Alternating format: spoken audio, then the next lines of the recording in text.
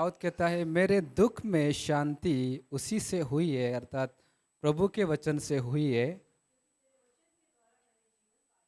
क्योंकि तेरे वचन के द्वारा मैंने जीवन पाया है। हालेलुया। सब लोग मेरे पीछे बोलेंगे, तेरे वचन के द्वारा मैंने जीवन पाया है।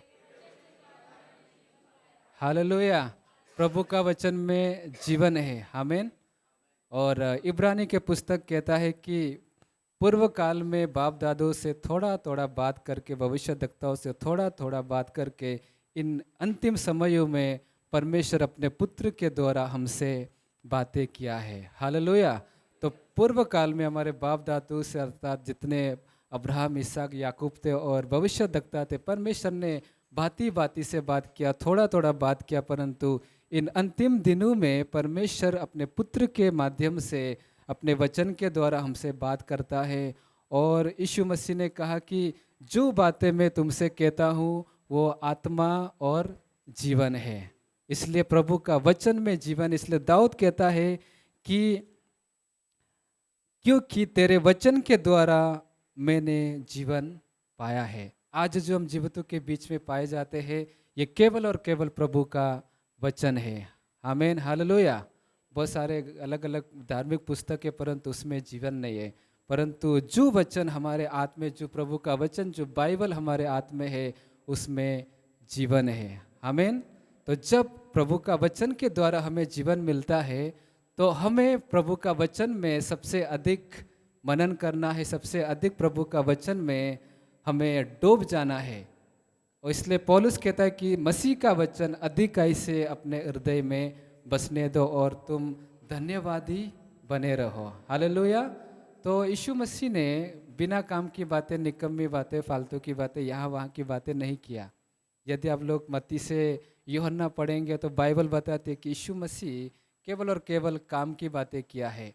यीशु मसीह का हर शब्दों में, हर वचन में जीवन था। जब उसने कहा है मुर्दे जी उठ, तो मुर्दे जी उठने लगा। उसने लाजर को पुकारा और लाजर जिंदा हो गया। नाइन नगर की विधवा का बेटा को भी यीशु मसीह ने अपने वचन के द्वारा जिलाया, और याहिर की पुत्री को भी उसने, यीशु मसीह ने अपने वचन के द्वारा जिलाया। इसका मतलब परमेश्वर का वचन में जीवन है। हालेलुया। जोर से बोलेंगे, परमेश्वर का वचन में जीवन है। इसलिए जब यीशु मसीह ने शैतान को उत्तर देते समय कहा कि मनुष्य केवल रोटी से नहीं परंतु हर वचन से मनुष्य जिंदा रहेगा, जो वचन परमेश्वर के मुख से निकलता है। आमीन। तो जितना हम प्रभु का वचन में हम डूब जाते, प्रभु के वचन में हम मनन चिंतन करते हैं, प्रभु का वचन के साथ हमारा संबंध जब घनिष्ठ संबंध बन जाता है, हमारे जीवन में तीन प्रकार का जीवन होती है, या तीन ऐसा जीवन होती है।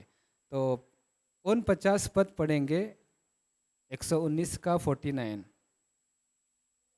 ने अपने दास को दिया है उसे स्मरण कर, जो वचन तूने अपने दास को दिया है उसे स्मरण कर, क्योंकि तूने मुझे आशा दी है। क्योंकि तूने मुझे आशा दी है।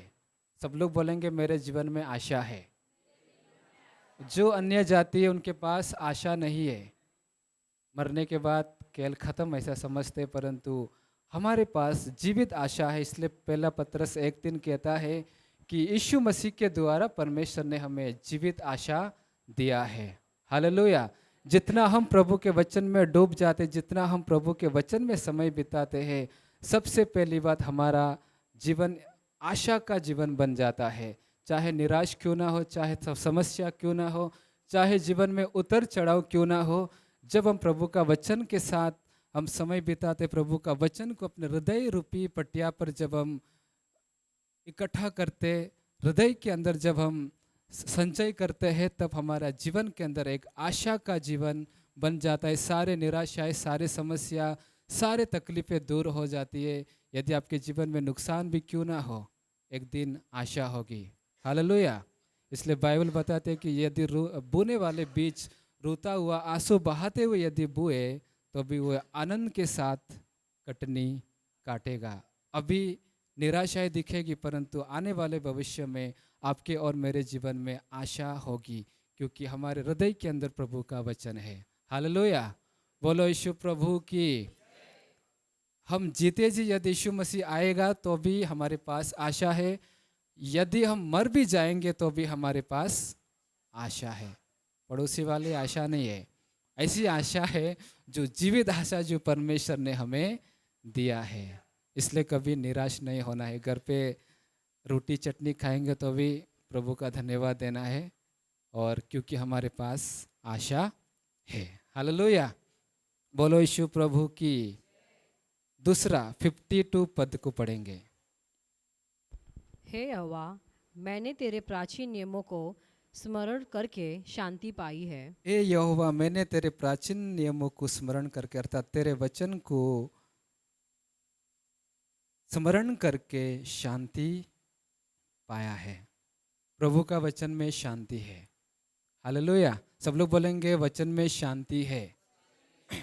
जितना हम प्रभु का वचन को पढ़ते हैं उतना हमारे मन में, दिमाग के अंदर शांति होती है। और शांति का संबंध हमारे मन से है। जिसके जीवन के अंदर शांति नहीं होती, नींद नहीं आती है।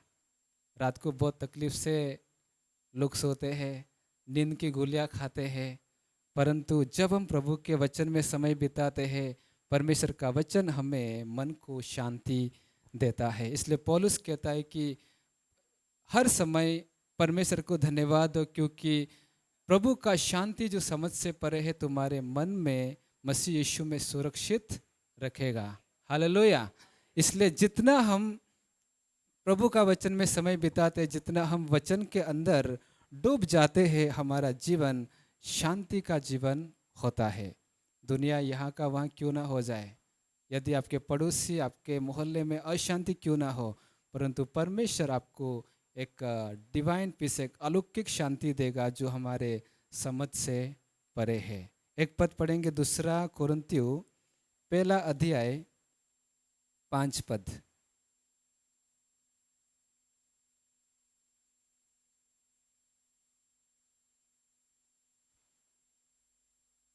क्योंकि जैसे मसीह के दुखों में हम अधिक सहभागी होते हैं, क्योंकि जैसे मसीह के दुखों में हम अधिक सहभागी होते हैं, वैसे ही हम शांति में भी मसीह के द्वारा अधिक सहभागी होते वैसे हैं। ही हम शांति में मसीह के द्वारा अधिक सहभागी होते हैं। जितना हम यीशु मसीह के दुखों में, समस्याओं में, तकलीफों में हम सहभागी होते हैं, उतना मसीह की शांति हमारे हृदय के अंदर राज्य करता है। और जब हम, यदि हम मसीह के लोग हैं, तो पतरस कहता है कि तुम उसके पद चिन्ह पर चलो। प्रभु यीशु के पद चिन्ह पर चलना कठिन है, तकलीफ है, दुख है, परंतु उस दुख के साथ साथ, उस दुख के समय में भी परमेश्वर आपको और मुझको शांति देता है। क्योंकि जब हम मसीह के दुखों में सहभागी होते हैं, तो मसीह की शांति में भी हम सहभागी होते हैं। उसका रास्ता है प्रभु का वचन। जब हम प्रभु का वचन में ज़्यादा से ज़्यादा डूब जाते, प्रभु का वचन अधिकाई से अपने हृदय में भरते हैं, पहली बात हमारे पास आशा का जीवन होता है। दूसरा प्रकार का जो जीवन है वो है शांति का जीवन होता है। बोलो यीशु प्रभु की जय। तीसरा जो है 62 पद में पढ़ेंगे, 62 पद, भजन संहिता 119 का। तेरे धर्म नियमों के कारण मैं आधी रात को तेरा धन्यवाद करने को उठूंगा। तेरे धर्ममय नियमों के कारण मैं आधी रात को तेरा धन्यवाद करने को उठूंगा। हालेलुया। दाऊद अपने जीवन का अनुभव को बताता है। उसने हर परिस्थिति में धन्यवाद देता था। भजन संहिता कई बार हम देखते हैं कि 34 अध्याय पहला पद भी बाइबल बताती है कि मैं हर समय परमेश्वर को धन्य कहा करूँगा और निरंतर मेरे मुख से उसकी स्तुति होती रहेगी। हर समय, हर परिस्थिति में धन्यवाद हमें देना है। धन्यवाद देना परमेश्वर को अच्छा लगता है। धन्यवाद देना हमारे चरित्र को बनाता है, हमारे स्वभाव को प्रकट करता है। जब आपके जीवन में समस्या होती है, कैसे आप प्रभु के प्रति व्यवहार रहता है, क्या हम कुड़कुड़ाते, क्या हम गुस्सा करते, क्या हमारे जीवन के अंदर ऐसी बातें आता है जो परमेश्वर का वचन के खिलाफ है। परंतु पहला थिस्सलुनी 5:17 कहता है कि हर समय धन्यवाद हो, क्योंकि प्रभु यीशु में परमेश्वर को भाता है। हर समय धन्यवाद देना परमेश्वर को अच्छा लगता है, भाता है। तो जब हम प्रभु का वचन को अधिकाई से अपने जीवन के अंदर रखते हैं, हृदय के अंदर जब हम बसाते हैं, यही वचन हमारे लिए जीवन का कारण बनता है, क्योंकि प्रभु यीशु का वचन में जीवन है। यही वचन हमारे जीवन में 3 प्रकार का जीवन ले आता है। पहला है आशा का जीवन, और दूसरा है शांति का जीवन, तीसरा है धन्यवादी जीवन। इसलिए हर समय हर परिस्थिति में धन्यवाद देना है, चाहे खाना मिले या ना मिले, चाहे आपको कोई खाना पूछे या ना पूछे, कुछ भी परिस्थिति क्यों ना हो, हर समय परमेश्वर को धन्यवाद देना सीखे। हालेलुया, बोलो यीशु प्रभु की जय। आइए हम प्रार्थना करते हैं। स्वर्ग पिता परमेश्वर, धन्यवाद करते हैं प्रभु जी, आपका वचन में जीवन है पिता। आपने कहा जो बातें मैं तुमसे कहा वो आत्मा और जीवन है। आकाश और पृथ्वी टल जाएगी लेकिन आपकी बातें कभी नहीं टलेगी पिता। धन्यवाद करते प्रभु जी सुंदर वचन के लिए, सुंदर बातों के लिए। जब हम आपके वचन में प्रभु जी अधिकाई से डूब जाते हैं, जब मसीह के वचन हमारे हृदय में अधिकाई से हम बसाते हैं, तो हमारे जीवन में एक आशा का जीवन में तब्दील हो जाती है, एक शांति का जीवन होती है, एक धन्यवादी जीवन होता है। धन्यवाद करते प्रभु जी, आदर सम्मान महिमा स्तुति आपको देते हुए धन्यवाद के साथ यीशु मसीह के पवित्र नाम से मांगते हैं, आमीन। जोरदार ताली बजाए वचन के लिए।